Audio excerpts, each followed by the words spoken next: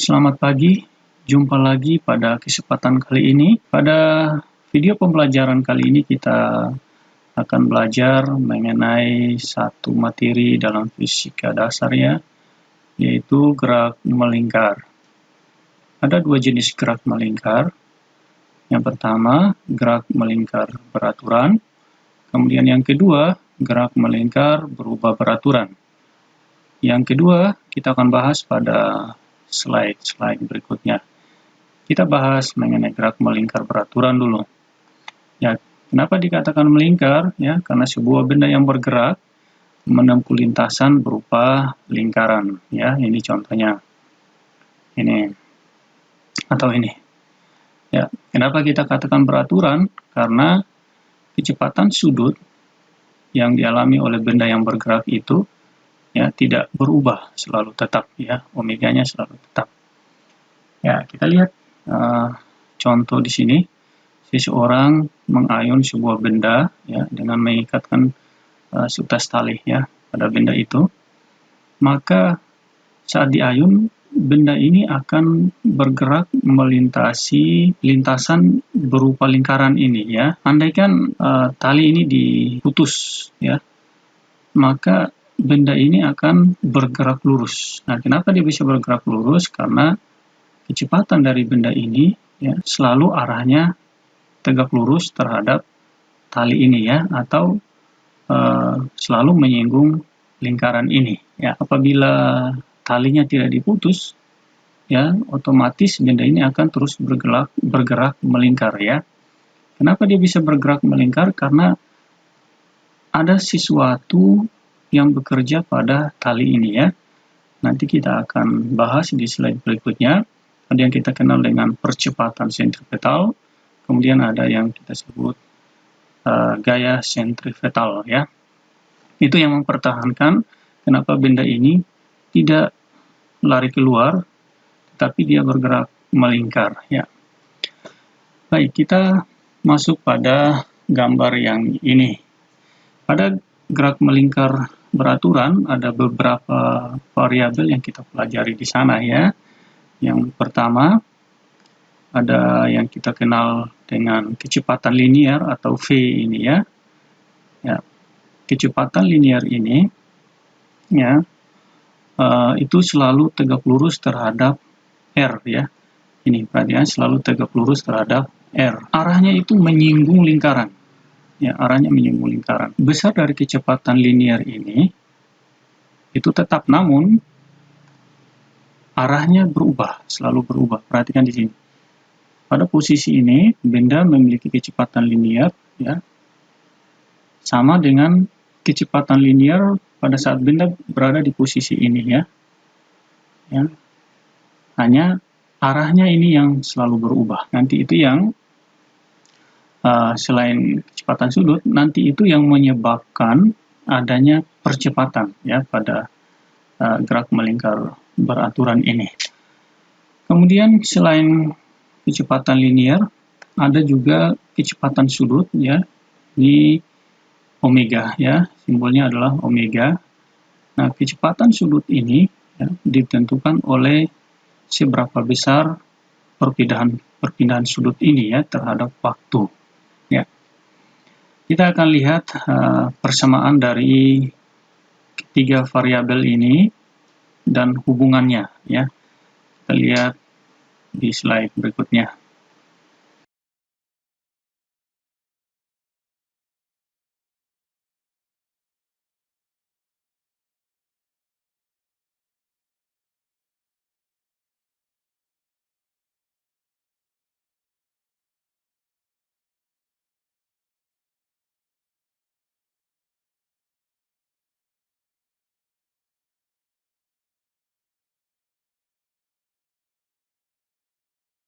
Perhatikan gambar ini atau yang ini ya. Sebuah titik awalnya berada pada posisi ini, kemudian dia akan berpindah pada posisi ini ya. Katakanlah itu adalah titik P. Awalnya ada di sini, kemudian pada waktu tertentu dia berada pada posisi ini.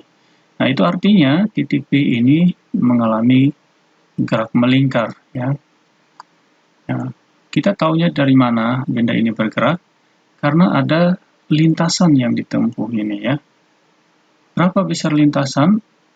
Yaitu ini, S sama dengan theta kali R, ya. Atau selain S, kita tahu benda ini bergerak karena ada perubahan sudut, ya. Ada perubahan sudut theta di situ, ya.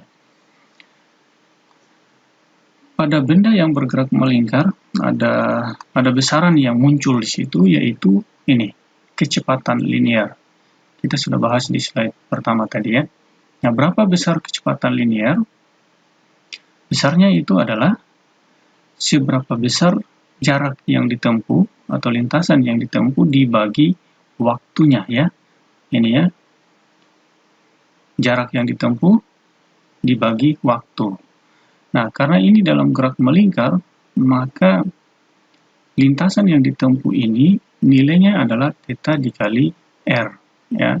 Sehingga S-nya ini kita ganti dengan theta kali R. Jadinya R kali theta dibagi T. Itu adalah nilai dari kecepatan linear ini, ya.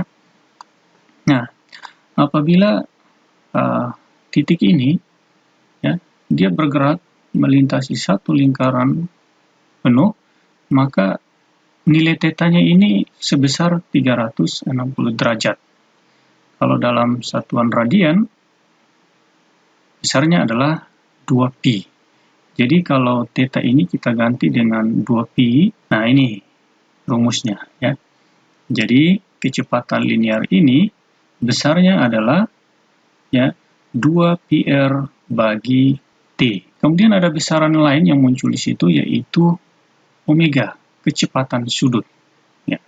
Berapa besar kecepatan sudut ini?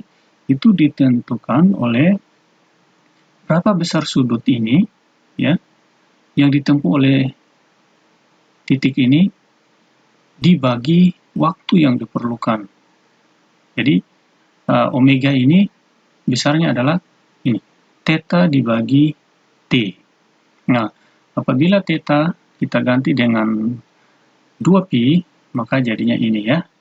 Jadi omega sama dengan 2pi bagi T.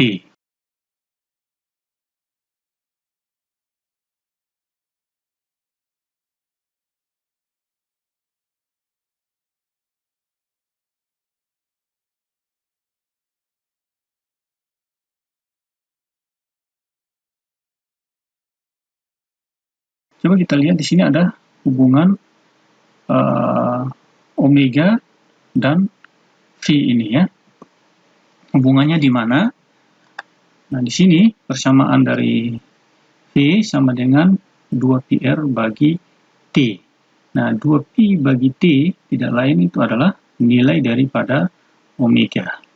Sehingga 2pi bagi T kita ganti dengan omega, jadinya ini, ya, V sama dengan R kali omega. Jadi inilah hubungan kecepatan linear dengan kecepatan sudut, ya. Kita lanjut. Ya, ini dalam gerak melingkar, selain kecepatan linear dan kecepatan sudut yang barusan kita bahas, di situ dikenal juga ada percepatan sentripetal dan gaya sentripetal. Nah, kedua besaran ini arahnya menuju ke pusat lingkaran, ya. Kita bahas yang ini dulu, percepatan sentripetal.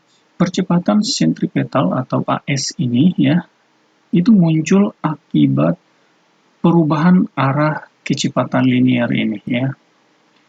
Jadi kecepatan linear berubah arahnya, maka akan memunculkan satu besaran, yaitu AS, percepatan sentripetal. Nah, berapa besarnya?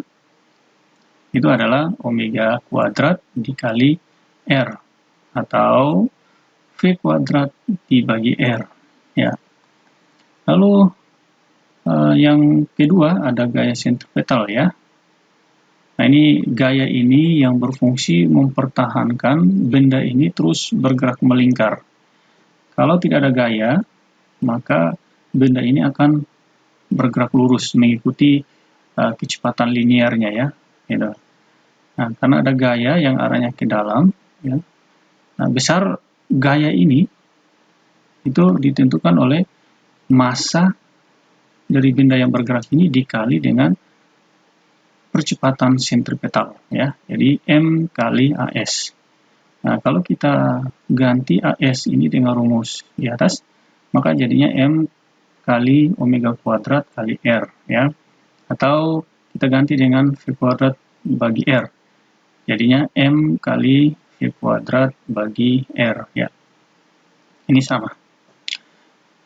Ini keterangannya, variabel-variabel ini itu menentukan besaran apa, kemudian ada satuannya ya. Ya, yang berikut, nah ini rangkuman persamaan yang ada dalam gerak melingkar beraturan ya. Ini bisa dilihat ada besaran-besaran, kemudian ada persamaannya ya. Lalu ada satuannya di sini. Ini mohon untuk diperhatikan ya. Variabelnya apa, simbolnya apa, kemudian ada rumusnya ya. Terus ada satuannya. Ya, kita lanjut. Nah, ini yang kedua sekarang yaitu gerak melingkar berubah beraturan. Nah, di sini saya tidak bahas mengenai konsepnya ya. Karena konsep gerak melingkar berubah beraturan itu sama persis dengan konsep pada gerak lurus berubah beraturan yang kita sudah bahas di video sebelumnya. Ya, jadi persamaan yang dimiliki oleh GLBB ini ya, itu sama dengan persamaan yang dimiliki oleh gerak melingkar berubah beraturan atau GMBB. Hanya ada perbedaan ya. Perbedaannya terletak pada variabel saja ya, bukan konsepnya. Jadi kalau pada GLBB ya, jarak itu adalah S, sementara pada GMBB ya, jarak itu ditentukan oleh sudut, perpindahan sudut ini ya. Ya. Kemudian pada GLBB kecepatannya adalah, kecepatan awalnya adalah V0, sementara GMBB dikenal dengan kecepatan sudut atau omega 0 ya. Kemudian variabel lain yang berbeda pada GLBB itu percepatan kita simbol A. Nah, di sini dikenal percepatan sudut ya atau alfa ini ya. Ya. Lalu yang berikut pada GLBB kecepatan akhir kita simbolkan VT. Nah, di sini kecepatan sudut akhir ya, omega T. Ya. Jadi hanya variabel yang membedakan di situ ya, sementara konsep utamanya sama persis. Rumus ini sama dengan rumus ini ya. Ini juga sama. Saya pikir untuk pembahasan kita mengenai gerak melingkar beraturan itu sudah bisa dipahami pada beberapa slide tadi. Kemudian